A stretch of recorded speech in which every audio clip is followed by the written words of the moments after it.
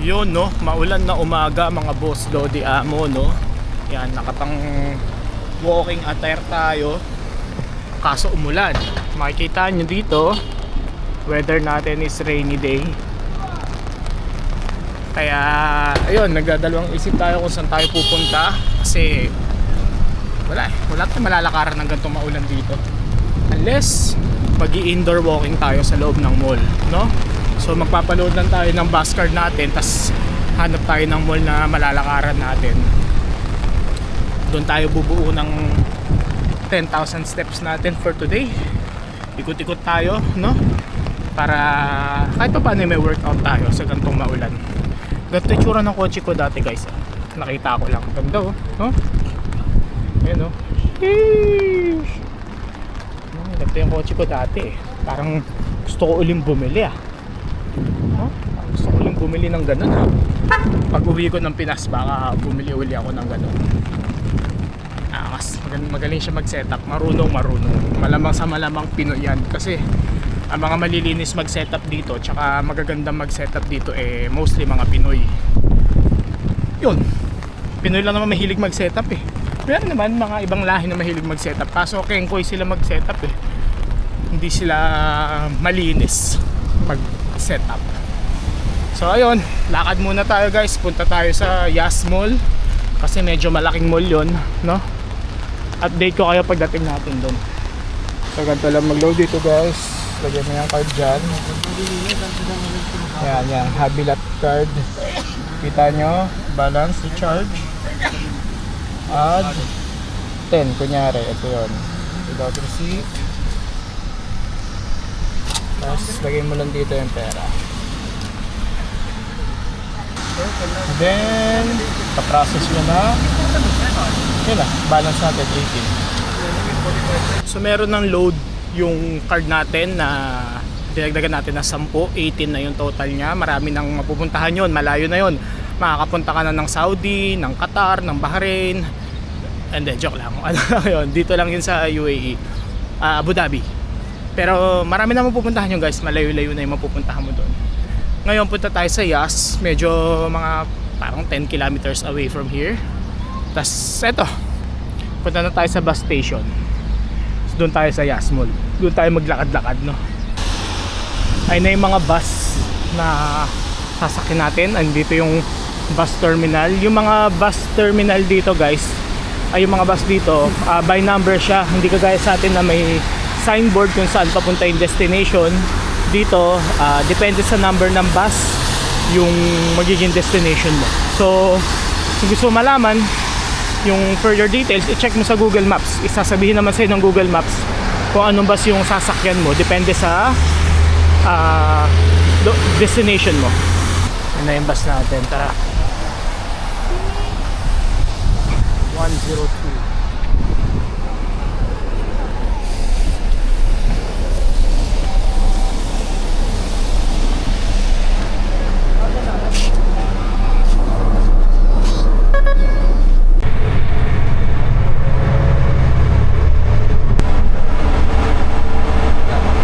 So ayun mga boss loads, no, dito na tayo sa Yas Mall. Kakababa lang natin ng bus. Dito tayo dumaan sa parking area. Shortcut kasi to, paakyat doon. Yung main entrance kasi ikot ka pa, medyo malayo pa siya, so hassle puntahan. So at least eto, parking lot, ayun, shortcut na lang. Medyo ikot lang tayo ng konti kasi nagbaha, no?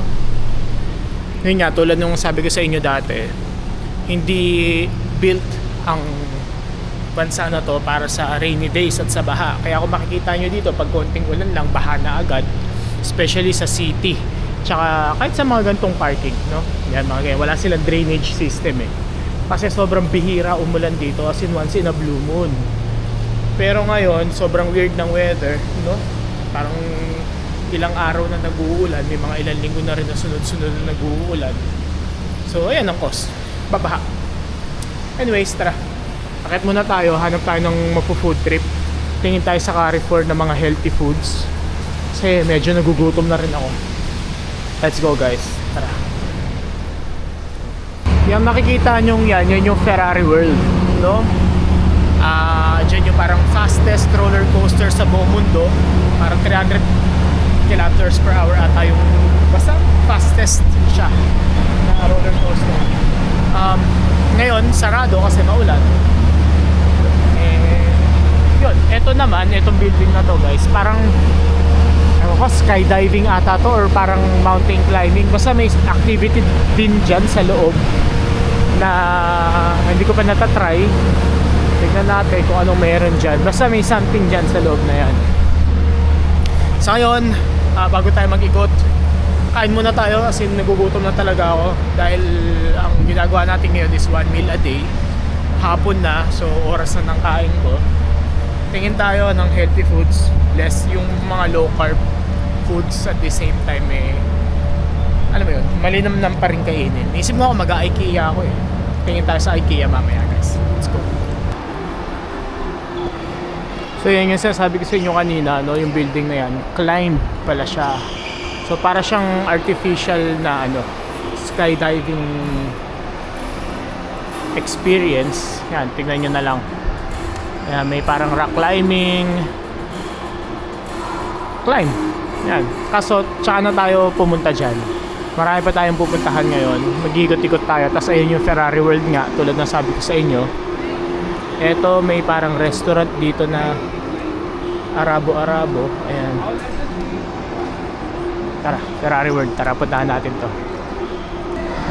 So hanggang dito na lang pwede natin puntahan dahil may entrance na doon. Pero may mga merch naman dito. May mga cups kung gusto mo mamili ng kung ano-ano, no? So ayan. Ferrari World. Next time puntahan natin to. Dito sa Carrefour marami kang mabibiling tinapay tulad ng shawarma, kebab, grilled chicken, gulay, soup, salad. Lahat ng gusto mong kainin nandito na at healthy pa.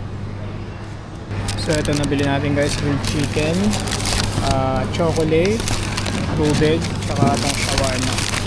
Naka 20 lang tayo. So mga 300 lang to. Tara, food trip. Hindi kita yung loob pero masarap yan.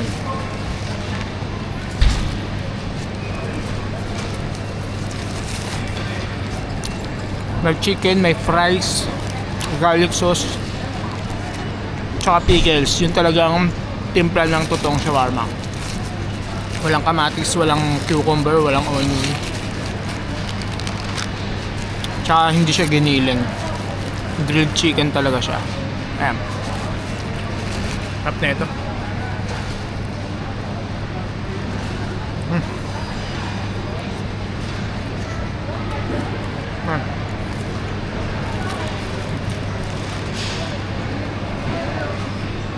Chicken patata, chicken fries tsaka pickles. Legit.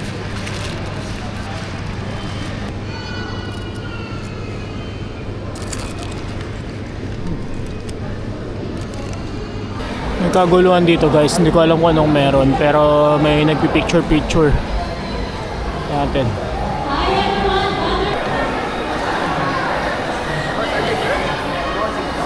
Ito pala yung mga shake or yung mga leader, mga hari nitong Abu Dhabi. Yan. Mula sa lolo, sa anak, tsaka sa apo. Sa pinakamasarap na cheesecake yan dito, Cheesecake Factory. Tapos katabi, Starbucks, kape. Ayan, so finally nakahanap din ng pwesto na medyo may privacy. Daming tao ngayon guys kasi Sunday. So hindi rin mapagkuha ng video sa mga nadadaanan natin, no? Kasi may mga tao tsaka may mga bata tayo mahagingan. Baka mareklamo pa tayo. So yun, kung ano lang pwede kong kuhanan, yun na lang muna i-share ko sa inyo. Balik na lang tayo siguro ulit. Tuloy natin tong shawarma ang kinakain natin, no? Hindi ko kasi naubos kanina, bigla ako nabusog. So ito, part 2 ng shawarma natin. Tapos kape tayo mamaya siguro. Punta tayo sa IKEA, doon tayo magkape. And then yun, lakad-lakad. Sa ngayon nakaka 2,000 steps na tayo. Kalahati na lang. Kaya kimas.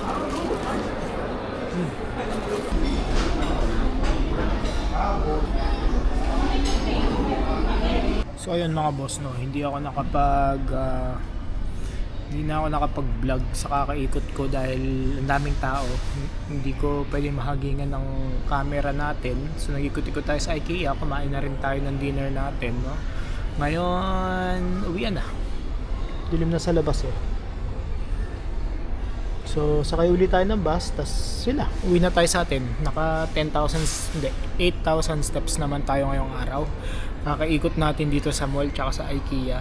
So isa sa magandang technique din yun kung gusto nyong nag-ikot-ikot or makabuo ng 5,000 steps ng enjoy at the same time. Kasi marami kayong makikita, pwede kayong mag-ikot-ikot, no? Parang malilibang din kayo at the same time. So hindi nyo mararamdaman yung pagod. Hindi nyo rin mararamdaman yung nag-workout kayo. Para lang kayo nagagala, namamasyal, no? So tara, lakad na tayo sa labas, tas uwian na tayo. Actually, nagdadalawang isip ako kung mag-Ace Hardware ako or dumiretso na tayo ng uwi. Pero since nandito naman na tayo, ikot-ikot tayo dito sa Ace Hardware. Malaki tong ano na to eh, Ace Hardware na to eh. Tingnan natin kung anong meron dyan. Mag-ikot-ikot tayo. Tingnan natin kung may mabibili tayong tools, may mabibili tayong ano ba yun, pwede natin magamit sa Pinas. Kasi lagi kong puntahan dati nung nasa Pinas ako eh. Ngayon kasi, so wala tayong sasakyan dito. Hindi rin tayo kumuha ng license natin. Window shopping lang. Ganun. Wala rin akong balak kumuha ng sasakyan dito guys. Kasi parang wala. Saglit lang naman ako dito din. Anyway, so parang masasayang lang yung license ko tsaka yung sasakyan. So tara, ikot muna tayo doon bago umuwi. Wala naman tayong nakitang kakaiba doon. Ang lungkot ng Ace Hardware nila. Parang wala masyadong tinda. Mostly mga pang garden, mga pang picnic, mga pang grill, ganun. So walang kakaiba. Yung mga pang car stuff nila, mga basahan, pang linis, wala, matumal. So ayan, lakad na tayo, sakay na tayo ng bus pa uwi, tas kwentuhan na lang tayo pagdating natin sa bahay, no? Tara, let's go. Total wala pa naman yung bus natin. Dito na lang muna tayo magkwentuhan guys, no? Doon tayo nang galing kanina. Kaya nag-ikot-ikot tayo dyan sa IKEA, sa Ace Hardware, doon sa Yas Mall. Mga napuntahan natin lugar eh, puro sosyalan. Actually parang normal na lang dito yon dahil nga alam mo naman, syempre itong medyo may kaya yung mga tao dito, no? Pero yung presyohan guys, napapansin ko parang hindi nagkakalayo sa presyo sa atin sa Pinas.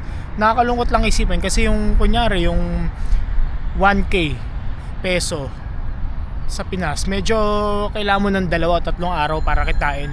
Dito wala, saglit lang. Trabaho ko lang ng mga 2 oras, 3 oras, may 1K ka na.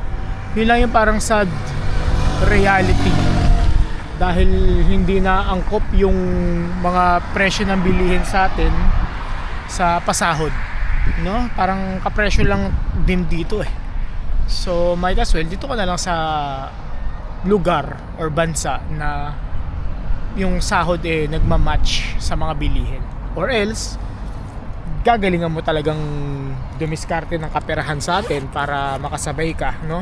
At medyo umuulan na rin guys. Labas muna natin tong parang na to habang naghihintay tayo ng bus. Sa mga hindi pa nakasubscribe dyan, pa-subscribe na lang guys, no? Tuloy-tuloy lang natin tong vlog natin kasi wala lang, gusto ko lang siya maging memories. Kung ayaw nyo mag-subscribe, okay lang din naman. Node na lang kayo, no? And share nyo na lang sa mga tropa nyo na taga dito din or nakaka-relate sa mga topic natin. Si Chavez nga pala. Kita-kits ulit tayo sa susunod nating mga vlogs.